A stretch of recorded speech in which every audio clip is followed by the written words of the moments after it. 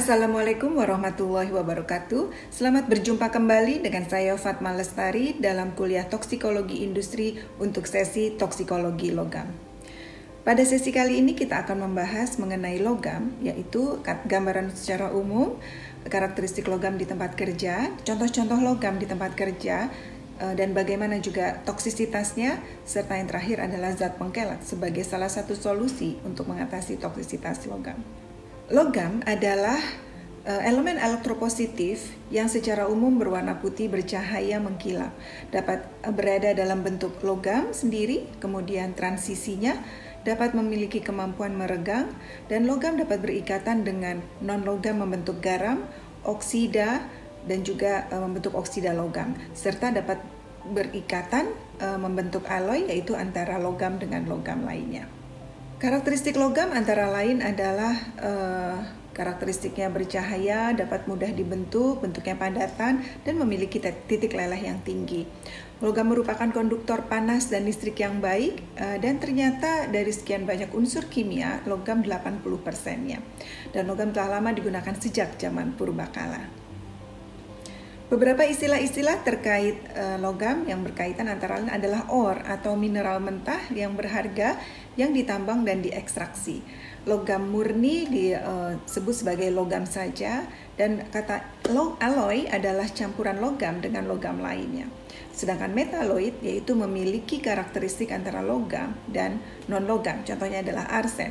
Dan terakhir, senyawa logam adalah logam yang berikatan dengan senyawa lainnya membentuk garam logam, oksida logam, serta asam dan basa. Selanjutnya adalah mengenai toksisitas logam. Logam memiliki karakteristik toksisitas yang unik karena tidak mengalami perubahan menjadi logam lainnya. Faktor yang memengaruhi toksisitas antara lain adalah dosis, jalur pajanan, ukuran partikel, dan juga bentuk spesies logam. Faktor yang memengaruhi absorpsi, distribusi metabolisme, dan ekskresi antara lain adalah kelarutan, ionisasi, ukuran partikel, dan spesies logam, contohnya misalnya garam logam.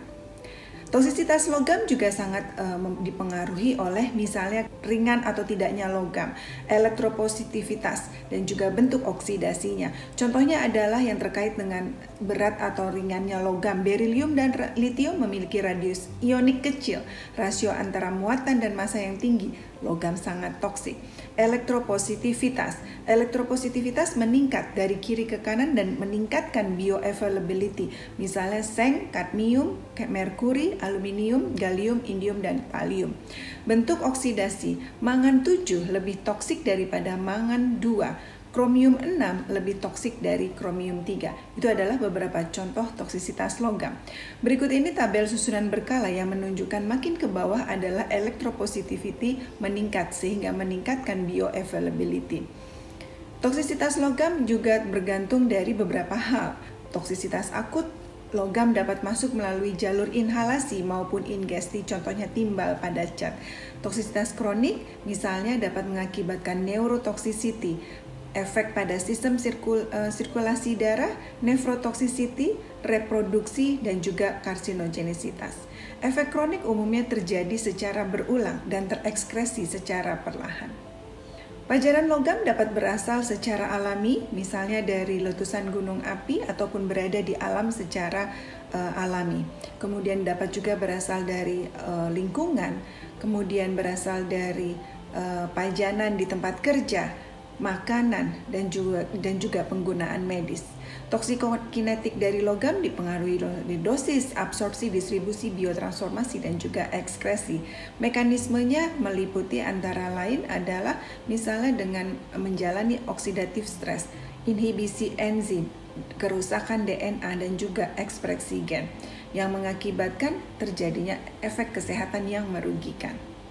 Gambar berikut mengilustrasikan bagaimana pajanan logam dapat terjadi.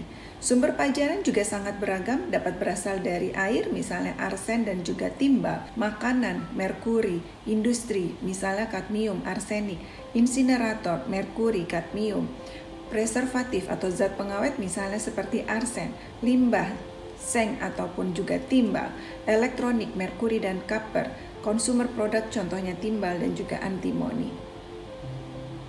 Sumber pajanan juga dapat berasal misalnya dari terapi, contohnya penggunaan barium pada zat kontras sinar X, penggunaan litium dalam terapi depresi, penggunaan platinum dalam kemoterapi, implan logam, aluminium pada dialisis, dan juga koloid emas pada terapi artritis.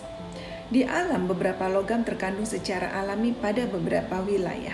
Di tempat kerja, pekerja dapat terpajan logam dengan berbagai jenis pekerjaan. Tabel berikut ini menjelaskan berbagai penggunaan logam pada industri. Sebagai contoh, aluminium pada pengepakan, gedung dan transportasi, pengolahan limbah medis dan deodoran, hingga pada kadmium, penggunaan sebagai alloy, elektroplating, kromium, elektroplating, manufaktur korek api dan juga pigmen, kemudian koper, kobalt, berilium, barium, dan sebagainya. Begitu luas penggunaan logam ini, bahkan pada industri elektronik dan juga semikonduktor digunakan misalnya germanium, kemudian litium pada baterai, industri baterai, kemudian magnesium, manganes, dan juga merkuri, timbal, dan lain sebagainya. Sangat luas penggunaannya. Selain itu juga berbagai jenis logam lainnya juga dipakai misalnya pada industri alloy, molybdenium, pigmen pada cat, nikel digunakan pada tambang dan refining, pada pembuatan koin, stainless steel produksi, dan juga elektroplating. Beberapa logam lainnya juga digunakan seperti misalnya silver atau perak digunakan pada fotografi, kemudian peralatan elektronik, pada koin, dan juga perhiasan. Contoh-contoh penggunaan logam lainnya misalnya titanium pada industri aeronautik, kemudian uranium industri nuklir, vanadium alloy, seng penggunaan dalam manufaktur baterai, kemudian juga untuk topical terapi. Selanjutnya, toksisitas logam dan penggunaannya berbagai contoh juga disajikan pada tabel berikut, antara lain logam-logam toksik seperti misalnya contohnya arsenik, berilium, kadmium, kromium, timbal, merkuri, dan nikel. Ini yang nanti akan kita bahas secara lebih detail. Sedangkan ada beberapa logam yang memang diperlukan di dalam tubuh kita, misalnya seperti kobalt, kromium 3, copper, besi, magnesium, manganes, selenium, dan juga zinc yang memang diperlukan untuk proses biokimia di dalam tubuh kita. Kemudian ada beberapa logam digunakan untuk terapi medis seperti aluminium, bismut, gallium, emas, litium, dan juga platinum. Yang sangat rendah atau minor toksisitasnya adalah antimoni, barium, germanium, indium, silver, tellurium, thallium, tin, titanium, dan juga vanadium. Tabel berikut menyajikan berbagai range toksisitas logam, mulai dari arsenik dan juga yang paling penting adalah arsin gas atau gas arsin. Ini sangat-sangat letal. Kemudian berilium yang merupakan karsinogen. Kadmium termasuk juga karsinogen kelas 1, kromium 6. Nah ini kromium 6 yang bersifat karsinogen. Sedangkan kromium 3 justru diperlukan oleh tubuh kita. Kemudian ada kobalt, timbal, manganis, merkuri, dan juga logam lainnya yang nanti akan kita pelajari lebih lanjut.